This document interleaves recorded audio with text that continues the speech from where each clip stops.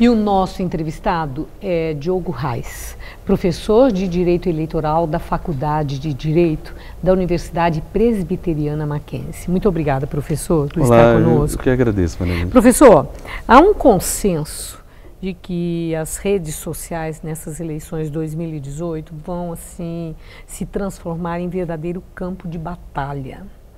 E, aliás, parece que essa guerra já começou. Pois é. Quem quiser encontra nas várias redes sociais já polêmicas, exaltação, mas hostilidade. A indagação é se nessas chamadas tropas cibernéticas que estão aí, já na defesa dos seus candidatos, se existem mecanismos de controle, se a ABIN, Ministério da Defesa, Ministério Público Eleitoral, a própria Polícia Federal, tem pessoal e recursos para uma fiscalização e controle. Existe isso? Pois é, Maria Lídia. Eu gosto de primeiro imaginar, a gente pensar quem é que está na rede social. Porque uma coisa é a artificialidade, uma bolha que pode ser criada, outra coisa é o cidadão que está se manifestando e, bem ou mal, ele está se manifestando ali. E aí, daí os cuidados com as ferramentas. Porque se pensarmos em ferramentas para monitorar, para acompanhar, para tentar regularizar isso, talvez essas ferramentas possam ser mais silenciadoras de uma sociedade do que uma solução de um problema. Quer dizer, pode configurar censura? Poderia configurar censura ou um atentado à liberdade de expressão de alguma maneira. Porque hoje, Maria Lídia, todos os nossos movimentos estão nas redes sociais. Não é possível a gente imaginar uma eleição totalmente analógica ou num cenário offline. Não existe mais. Eu acho que não, concordo que não. E eu acho que isso seria mais falso, mais artificial do que o que nós temos hoje. Hoje todas as opiniões estão lá, para o bem e para o mal. Já há duelo sobre tudo.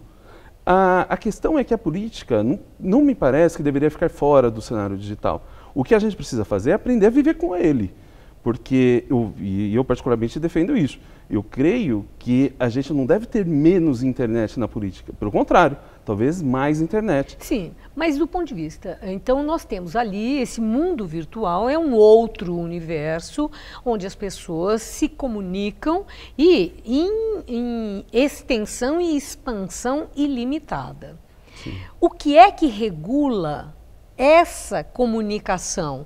Como nós temos as leis que regulam a nossa comunicação no mundo real. No mundo virtual, como é que isso é estabelecido? Existe um marco para essa inter-relação de conotação eleitoral? Olha, a própria legislação eleitoral, ela traz diversas regras e limitações à campanha eleitoral. Por exemplo, nós temos a vedação à propaganda antecipada. Então, seja ela no cenário virtual ou no cenário real, ela deve ser coibida e a legislação para isso. Acontece que, no mundo virtual, tudo fica amplificado, é tudo maior, ele é heterogêneo e ele é assim que a gente convive com ele. Mas há meios de combater eventuais excessos. Primeiro porque toda a questão, o aparato jurídico eleitoral, ele é aplicado no cenário digital, sim, não é uma terra sem lei ou sem qualquer outra questão. E apenas a título de exemplo, a nossa legislação eleitoral ela é tão severa em matéria de restrições que em época de ano eleitoral, o segundo relatório de transparência do Google aumenta 5 vezes o número de determinações judiciais para remover conteúdo de vídeos, por exemplo, nas suas plataformas.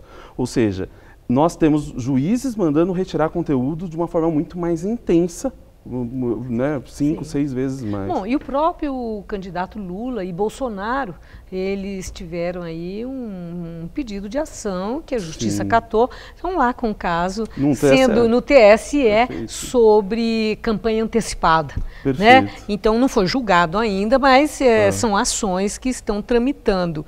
Mas ainda voltando para essa interlocução, que é muito saudável entre as pessoas, onde elas têm a liberdade de externar o que pensam, de se informarem, de aprenderem.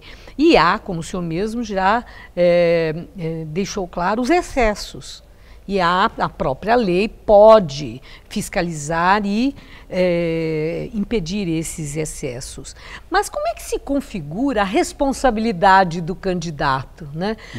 Se não é o próprio candidato que está fazendo, se quem está divulgando um vídeo de um candidato porque gosta do candidato, admira e acha que eu tenho que ajudar, então eu vou fazer isso e transforma aquilo num meme. E aí o Ministério Público fala, isso aí é campanha antecipada.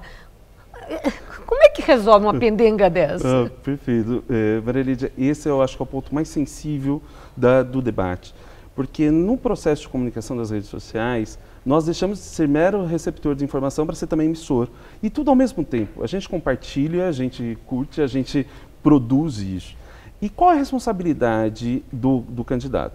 Via de regra, no direito, a responsabilidade é daquele que provoca ou aquele que de alguma maneira deveria coibir e consente. Então, a legislação eleitoral, ela não pune o candidato, a não ser que ele tenha conhecimento e como beneficiário. Agora, é muito difícil entender o limite entre a liberdade de expressão, essa manifestação sadia, e, aliás, é o que, de alguma maneira... Quando é sadia, porque tem muito que não é, né? Nós sabemos. Não, sim. Não, há muito exagero, inclusive. Eu até, uma das preocupações que eu tenho, que eu vejo, às vezes, alguns debates na internet, eu falo assim, será que se aquela pessoa tivesse uma de frente para a outra, será que elas teriam coragem de se tratar do mesmo jeito? A verdade é que nós vivemos uma transição para esse mundo virtual e a gente ainda precisa aprender a lidar com esse mundo em todos os campos. E na política não tem como deixar de ser.